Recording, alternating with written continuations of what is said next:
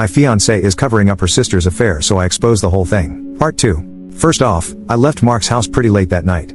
Sarah already knew I was out discussing business with him, although she had no idea that the business was actually her sister's affair. But still, it was getting to an unreasonable hour, mostly because I was trying to get up the nerve to go home and face her. After about 2 or 3 pep talks from Mark, I finally got off my keister and texted Sarah I was coming home and left in my car. As I said in the last update, I was pretty surprised when I got there because when I walked into the house, Evelyn was crying on the couch with Sarah. I hadn't seen Evelyn's car in the driveway when I came home, so this was probably the last thing I was expecting. I froze for a moment and almost turned around and left. This was not how I imagined this going down, and I knew that Evelyn's presence was going to make a bad situation a million times worse. Still, I had a timetable that I wanted to move on. I had friends I needed to notify and wedding preparations to cancel, and the proverbial clock was ticking in the back of my head. When I entered the room, both Sarah and Evelyn looked up at me in acknowledgement, but the tirade of accusations never came. I just stared back, raising my eyes in question. The moment passed and Evelyn went back to crying, Sarah back to comforting, and I let it awkwardly hang in the air for half a minute while I thought. It seemed that Marty hadn't mentioned my assistance in the uncovering of Evelyn's affair. I decided to play dumb. Not for any reason other than I wanted to see how Sarah reacted. I took a seat on a recliner, put down my laptop bag, and took my phone out of my pocket. I made it look like I was fidgeting with it and then asked them what's going on. Evelyn just continued to cry, but Sarah looked at me and said Marty is divorcing Evie. Well, yes, I figured as much. I decided to push ahead with the obvious question. What for? I asked her. Sarah stopped patting Evelyn's back for a moment and looked at me. I could almost see her face twist and contort. Imagine the look a 5-year-old makes when you tell them to eat their broccoli or finish their lima beans.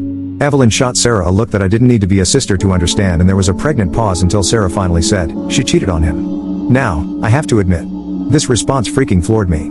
This was absolutely not what I was expecting. Sure, the more cynical readers here might think, well, the cat was out of the bag, so there's no point in hiding it, and yes, that's true. But it's also true that she could have just as easily feigned ignorance, or even worded it another way, like Marty accused Evie of cheating instead of basically confirming it to my face. Maybe I'm being pedantic here, but it's part of my job to pay attention to not only what people say, but how they say it. Evelyn wasn't happy about this. She kind of crumpled into the couch a bit and did this strange combination of a sigh and sob at the same time. I wanted to press on, go for the gold to sort of speak, but I must have stammered a bit. Sarah probably interpreted it as a shock, and well, she would have been right in a sense, just not how she assumed. Did you know? Sarah didn't say anything. She just nodded, her hand still rubbing her sister's shoulder. I didn't hesitate and asked for the obvious follow-up. How long? The answer came back a lot easier than I thought it would. 6 months. I was shocked by how easily she admitted to it. Evelyn was shocked as well. She smacked her sister's hand off her, and I think even Sarah was a little shocked at saying it out loud. I leaned back in the recliner and rubbed my face. Time to tug the rest of that band-aid clear off. We're not getting married. There were 2 looks like stunned goats and a chorus of huh? What? From both sisters. I stood up and repeated myself. We're not getting married. I can't marry someone who would cover up adultery, especially not for 6 months. Sarah sprang off the couch and opened her arms. The body language was, you can't be serious? But I just put my hands in front of myself. I'm serious. I don't like this, not one bit. I don't like that you took part in this, and I can't get married to you with how I feel. It would be a mistake. The waterworks started immediately, and even Evelyn did that thing with her mouth that looks like a perch trying to suck air. There were wails from Sarah, accusations of not loving her, appeals to my sense of duty, to the loss of money, the inconvenience to all our friends, the embarrassment of it all. It was frankly nothing I hadn't already thought about, but it definitely felt different hearing Sarah say it through body-racking sobs. It was at this point, I probably made a big mistake. Well, maybe not, because I have no idea how long Marty would have kept my involvement in everything off the books, but in an effort to convince Sarah of the finality of it all, I said, look, I already canceled the honeymoon. It's not happening. I knew it was a bomb the second it left my mouth, and the explosion was damn near immediate. Evelyn, to her credit, had always been pretty quick on the uptake, which is probably how she had managed to fool her husband for so long.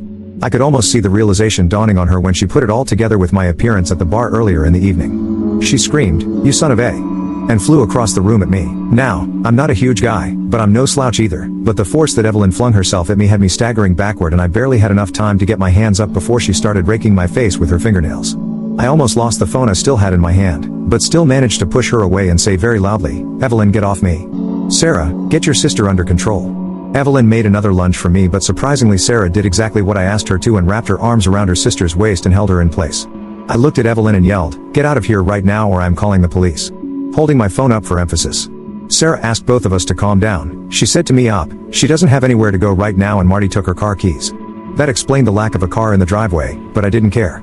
I was 100% through with Evelyn, and I was going to make sure she knew it. I marched into my home office and locked the door and dialed the popo.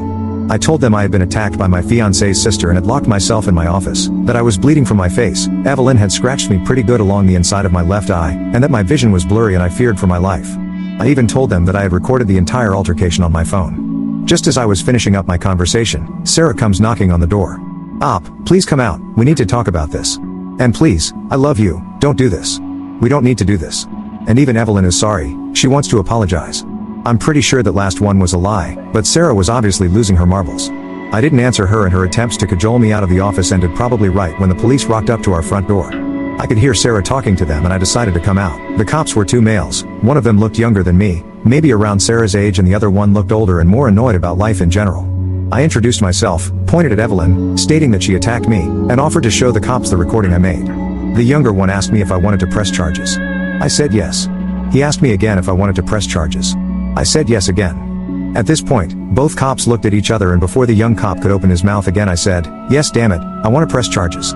I have video evidence and this is going to court, or else I'm going to call up your boss." I dropped his name here, and asked him to come down and do it himself. I think they were pretty surprised that I knew his name, not that we are friends or anything, but given my line of work I spend plenty of time interfacing with local law enforcement, and I have met most of the brass or talked to them on the phone a couple of times in the last few years. Honestly, at this point, I was getting pretty hot under the collar, and while I get what these guys were thinking, I don't agree with it at all. Facts are facts. Sure, I might not be bleeding out on the floor, but Evelyn assaulted me in my own home and I wanted her gone. Thankfully the situation didn't immediately escalate, and the two officers handcuffed Evelyn and put her in the back of the patrol car. She was squealing and crying like some sort of gibbering maniac the entire time. Sarah wasn't much better, she just kept going "No, please, no" over and over again. At this point, the younger cop circled back and asked us if everything was okay here. I just told him I was going to bed. He asked Sarah again and she didn't immediately answer, so he goes, "Is everything okay here, ma'am?"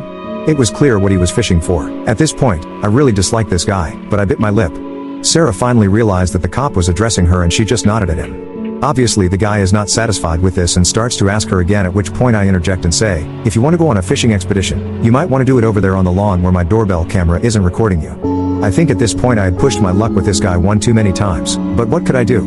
I think I was probably about 30 seconds from getting the cuffs slapped on me until his partner came up and basically pulled him away. He was an older man, probably in his late 50s, and probably didn't want to process two arrests right at the beginning of his shift, especially when one of them was obviously going to be more trouble than it was worth. I'm pretty sure he talked him out of it and they left, carrying Evelyn away and hopefully out of my life forever. At this point, I'm thinking about if I want to stay here or not. The fact that my parents live a couple of hours away, combined with the thought of how poor I'm going to be in the short term here, ruled out either their place or a hotel, so I just decided to sleep in the guest room. Sarah made some futile efforts to get me to engage with her in conversation, or to sleep in our bed, but I just told her we'd talk tomorrow and that I was tired and didn't want to be disturbed. Thankfully she let me be and I crashed hard. Harder than I had in years, which pretty much brings us up to speed to the last update. But dear friends of Reddit, let me tell you this, the next day was by far the weirdest day of my life.